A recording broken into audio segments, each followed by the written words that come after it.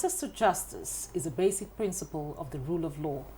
And in the absence of access to justice, people are unable to have their voices heard, exercise their rights, challenge discrimination, and hold decision makers accountable.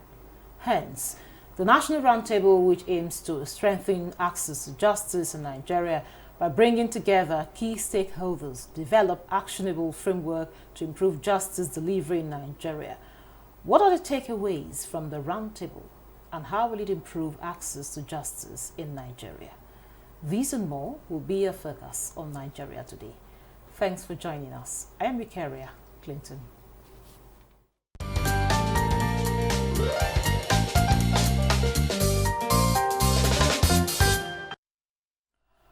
Now with me in the studio for the conversation is Boadumde Oko.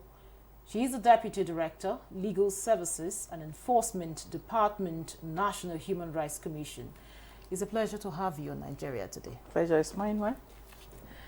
Also with us in the studio is Chinenye Wanaka. She's a Managing Partner, Firma Advisory. It's good to have you on Nigeria Today. Thank you so much for having me. Now, I'll start with you, Boadumde.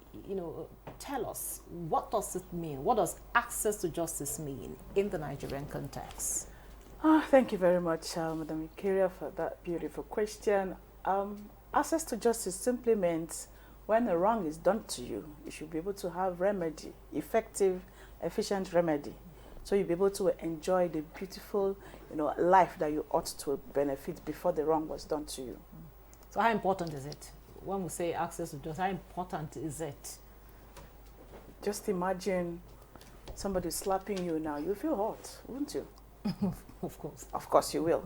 And imagine that there's no remedy to that. You'll be bruised. Your self-dignity as a person, you'll be humiliated. You won't be able to function effectively if you don't get remedy for that slap. Somebody cannot just wake up and slap you for no reason.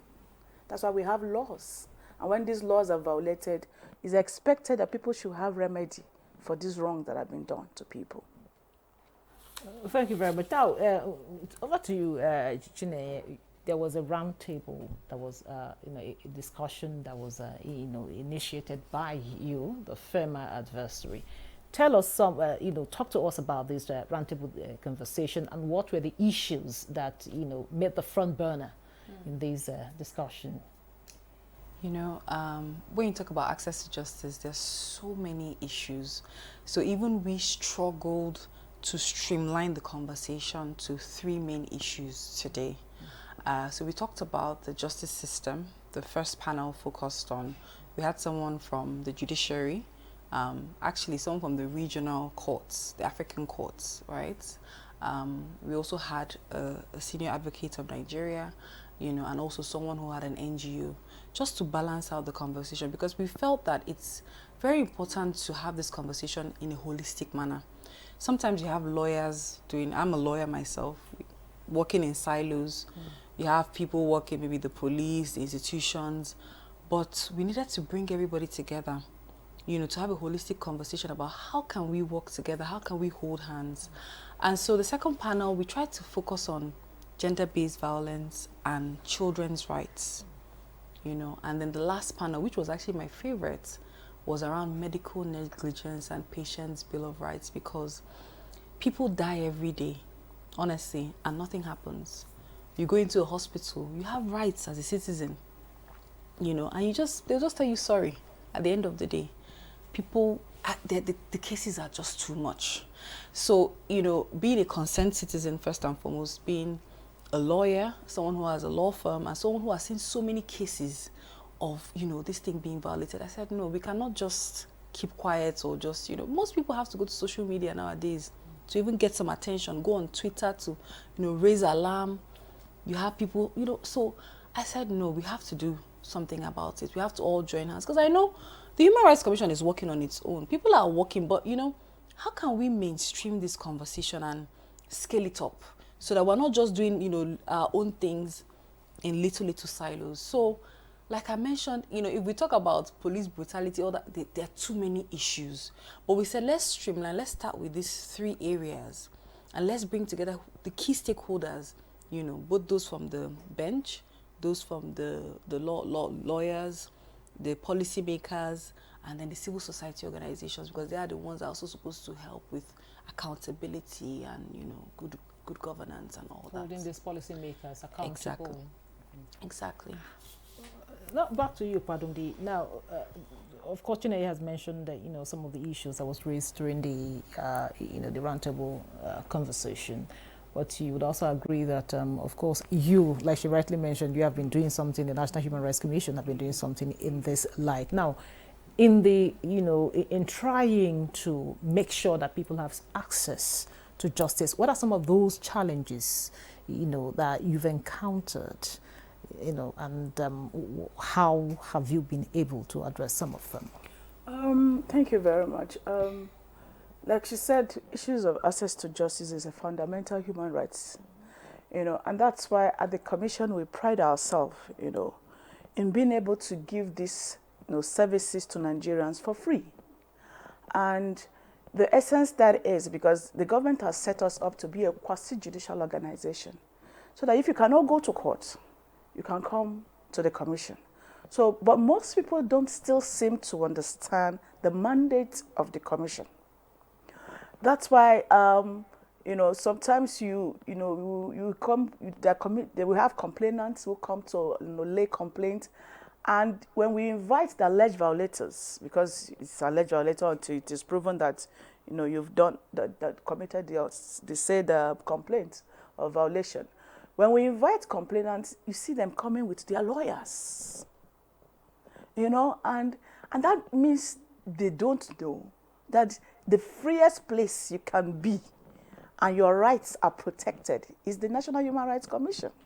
That you don't even need to come there with your lawyer. The essence of that is to give you fair hearing. Because we don't just believe the complainant that just came to complain. We've had instances where complainants come in to complain, by the time matters are discussed and mediations are held, you discover that the complainant is actually the alleged violator. So the table seems to be even turning.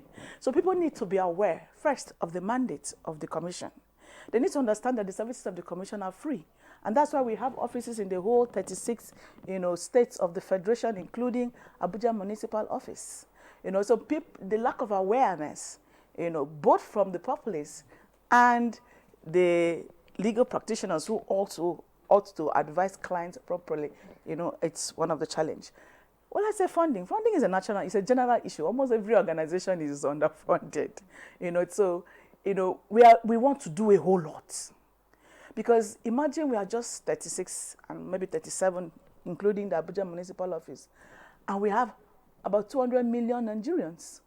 So, how can we effectively cater for these people without appropriate budgets? You know, so that's why we partner with a lot of NGOs who have similar mandates, so that we're able to reach the grassroots as much as we can. You know, so these are just some of the challenges now. Well, you also tell us, anyway, I'll come back to you, tell us some of the mandates so that people, some persons that are, you know, watching, a viewer, will understand what your mandate is, because a lot of people want to have access, you know, to you. Now, back to you, Chineye. There is a very, you know, fundamental issue that Padundi raised, which is awareness, talking about people have, you know, being aware of, you even talked about it, being aware of their rights. Before you can fight for your right, you have to know your right. Okay, you mentioned that a lot of people are dying every day, and people are being, you know, ill-treated, even in hospitals, you know, and other places, and nothing happens. Sometimes nothing happens because people don't even fight for their right. So what can be done for this awareness, for people to know their right? Is there something you're doing in this regard? Thank you for that question. And like you said, you know, knowledge is power, right? The major problem, even lawyers don't even know the mandate of the Human Rights Commission. These laws that we talk about, the Patient's Bill of Rights, for instance, even the Act on Gunshot Victims, most people, we had medical doctors in the room. A lot of people don't know. If you're shot today, if you go to an average hospital, they'll tell you need a police report. Meanwhile, that's illegal. And people have died. Even if you're stabbed, they'll tell you need a police report. And there's a law on it in this country and people don't know. So I think that the government needs to do more to raise awareness. It's not just about passing a law, passing a bill. There needs to be sensitization. Go around the country, do town hall meetings, sensitize people so that there's ownership and then there can be accountability. So we have a big problem with awareness. And then when you come to talk about things like medical law and all that, people don't even know about it. Let's even move to the Violence Against Persons Act when we talk about gender and all that. One of the panelists said that, there are some states that they went and they did some data gathering, and the violence, the sexual violence was not actually rape against women, it was mostly rape against men. But a lot of it was underreported because people just thought, oh, if it's rape, it has to be a woman. Meanwhile, so there are so many things, people don't even know the meaning, There are so many ways that you can violate someone. It doesn't have to be, I don't want to go into all those details, but the awareness, the capacity building. One of the things we launched today is a mentorship program for young lawyers, right? We've been carrying out this Access to Justice initiative since 2018, right? And as a firm, we do it, we just use our own, we're not funded by any donor agencies or anything. We do it on our own. We're concerned citizens and we're Nigerians. We need to make our country better, build our nation. But we realized that we needed to do more because the issues are too many, so it's not something you can just be doing in your own silo. So we said, let's mentor, young lawyers, because some of them didn't even know that there are areas of law, public interest law, there are things that you can do in this area. So we launched that initiative to raise awareness amongst young lawyers and help to build their capacity. So the knowledge is lacking, the capacity is like she talked about funding across board. But guess what? Nobody's coming to save us. A lot of the donor agencies, they're all cutting their funding. Are we going to now leave ourselves vulnerable? No, we cannot. So that's why all of us must come together. I told a lot of the senior lawyers there, the SANs, I said, look, it can't just be about money, money, money, money. As lawyers, the citizens are looking up to us, where we should be the conscience of the society. The judiciary, I know a lot of people are saying negative things about the judiciary now, but so much has to be done to restore confidence. And in my keynote address, I made the point that it's an economic issue. We lose investments in this country because people don't have confidence coming into Nigeria. You don't know if your contracts can be enforced. People say, no, they don't want any issues. So it has a ripple effect on every sector. So let's not just see it as something that's by the wayside. Thank you very much, Chineye. We'll take a breather here. The conversation will continue after the break. Don't go away. Implementation of the ruling is also dependent on another aspect or another arm of government. Nowhere in the world will allow under digital economy for banks not to be dispensing domestic currency in that economy. What will make this one different? We want to know what they do as occupation. All of these are attributes that our questions have been designed to investigate. In a few days to come, you see that we are all around their own crannies and everywhere in Nigeria, telling people to cooperate. Welcome to Nigeria Today.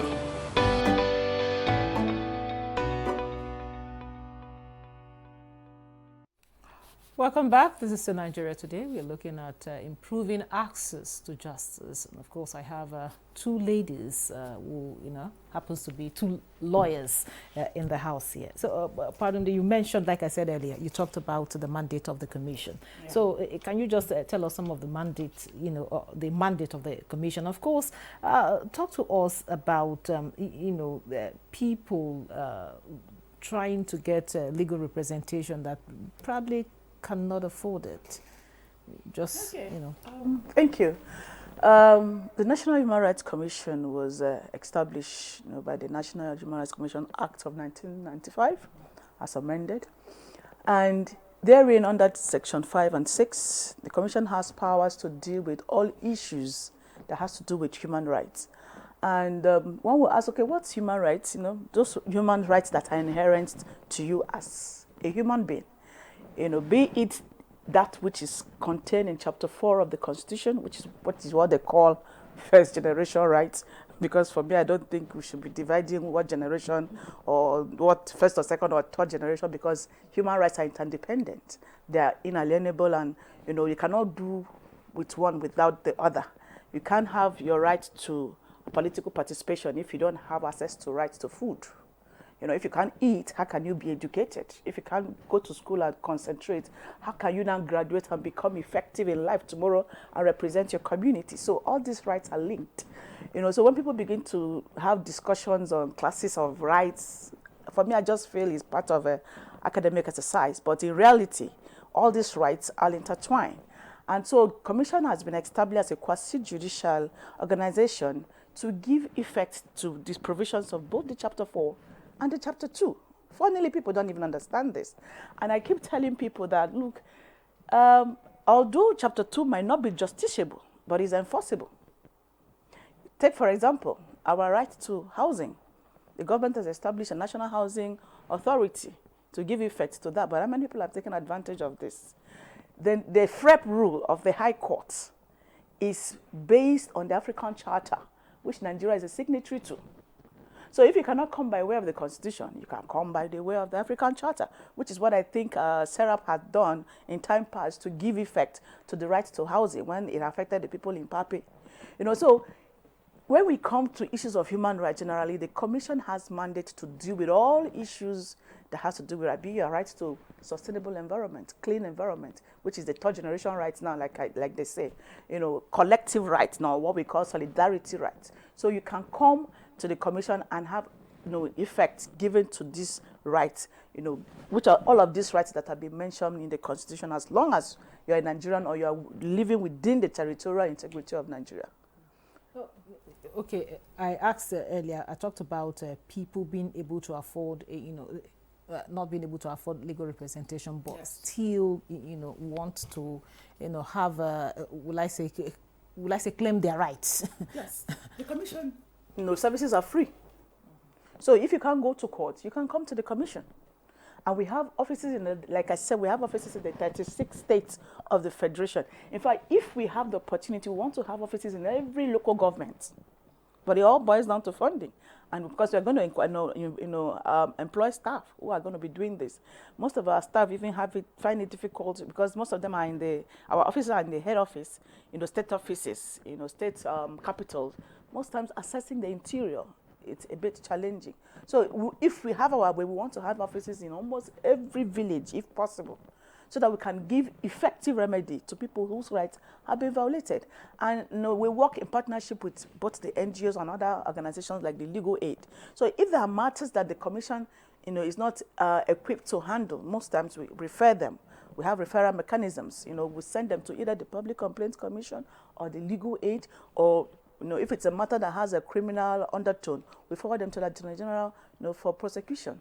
And then we work with a lot of NGOs where we can reach, because some of these people are at the hinterland. We work with them to also make sure that access to justice is given to Nigerian citizens. We also work with the NBA. So they have these pro bono services, that they often offer to Nigerians indigents. So the services of the Commission, like I said, is free. You talked to us about the pro bono services, but let me ask Chine. Chine, you talk so much about, like you said, knowledge. We talk about awareness of people. Now, what are some of the barriers? Right now we're talking about improving access to justice. What are some of the barriers you've seen that prevent people from having access to justice? I think there's so many barriers, but I'll dwell on maybe one or two. The first one would be economic. To be very honest with you, it seems like justice in Nigeria is something that is for the rich. So if you're a rich man, you can have an SCN represent you, you have friends in high places, you can call the police commissioner, and generally speaking, if something happens to you, you'll be fine. If you're kidnapped, in fact, there's someone I heard that they kidnapped and helicopters were actually, surveilling the environment, and the kidnappers were like, this person, we have to release, this is a big person, that helicopters are being deployed, but that's how Nigeria is. So if you have money, unfortunately, the people who are the most, you know, the people who are the most victimized and vulnerable. Because I see the security operatives also, you know, fighting very hard to release even the Well, poor people. no, I'm not, okay, thankful. I don't want, everybody is playing the role that they should play, but Yes. what I'm just trying to say is because we do a lot of prison, we pay fines for inmates, you know, and we've been doing this for many years now. You see people who 8,000 naira, 15,000 naira, they're locked up for a long time. They can't pay it. Maybe they were just loitering somewhere. They didn't steal, but they're just loitering and their life is just there languishing. So clearly, if someone had money, they would pay that fine and they won't even be there in the first place. Is that not why the commission is there? Because, you know, Well, just like we you said, still the have commission thousands of inmates awaiting trial. Majority of the people in our prisons, it's overcrowded because a lot of them are awaiting trial. Some of them are actually innocent. We've met people who are wrongfully accused. Someone that maybe someone doesn't like the look of your face, they just call the police to lock you up. So unfortunately, the voiceless people in our society, they don't have anywhere, they don't have any recourse. If you don't know anybody, and some people, their family members, they get tired. They say, okay, you know what, they'll just abandon you. So, you know, one of the biggest barriers. What can be done? You know, we've seen we've known the barriers. What can be done? You know, what can be done is, you know, we all have to be our brother's keepers. You know, we need more people who are looking out to say, okay, if this person's rights has been, just speak out. You know, because some people might not even know. Let me give an instance of a child now who is being molested or raped. We've gone to schools where we do these sensitization drives and they can't even report because the person molesting them is their principal. So who do you report to? You know, so we need to have this, you know, the way they had the Me Too movement, you know, that, you know, we need to be able to use advocacy, use our voice. Those of us who can, we have to be our brother's keepers. That's one. Then our institutions, we need to strengthen our institutions. I mean, there's so many laws. We talked about the ACJ. Yeah, you can see you have it on paper, but our institutions need to work on implementation. You know, I know that there are challenges, and some institutions, I have to give credit to Human Rights Commission because we were even surprised when we reached out to them how willing that they were to collaborate. Because I personally am even sometimes afraid of engaging with some of the government agencies because of all the bottlenecks and all that, but they were very willing to. So we need other arms to take this seriously. I had said to her, you know, you know, that we have to have a day for police alone, because they are one of the agencies that, you know, those cases of, you know, unlawful killing, or, you know, molestation, harassment, and all that. So all the agencies of government need to take this from rhetoric, and then there has to be consequences. People cannot do things and get away with it. I've spoken about the fact that we've had protests in this country and people have been shot and all that, and nobody was held. Thank you Yes. very much, Chine. So, to you, Padumdi, Chine mentioned something, you know, people not even knowing that they can have access, like, for instance, the National Human Rights, you know, Commission, and they can, you know, be able to come to you and, you know, be able to get their voices heard. Now, how can you know, what can be done to ensure that people know about at least the National Human Rights Commission? Because a lot of people are out there, their justice, their you know, rights have been trampled upon, and there seems to be nothing they can do about it. So yeah, I guess one of the things we are doing here is also creating awareness.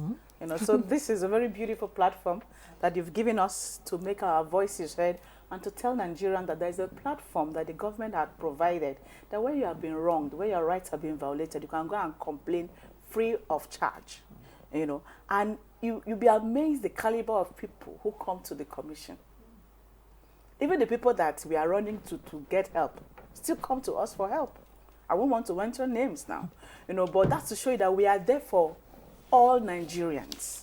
And then the commission has an education department, a whole department whose sole aim is to create this platform to, you know, educate Nigerians. We go as far as to the primary schools and secondary schools to educate them on their basic rights. We have clubs, human rights clubs in schools. Thank you. Universities. Thank you very much. That was Padum Dioko, Deputy Director, Legal Services and Enforcement Department, National Human Rights Commission. Thank you so much for your time and sharing your perspective with us. And also we have Chinenye Wanaka is a managing partner, Firma Advisory. Thank you so much. for coming. Thank you.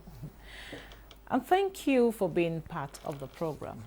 Don't forget, Nigeria Today airs every weekday at 7:30 p.m. on NTA News 24. You can also check out this episode and others on www.youtube.com/NTA News 24 Hub. I am Ikaria Clinton. Goodbye.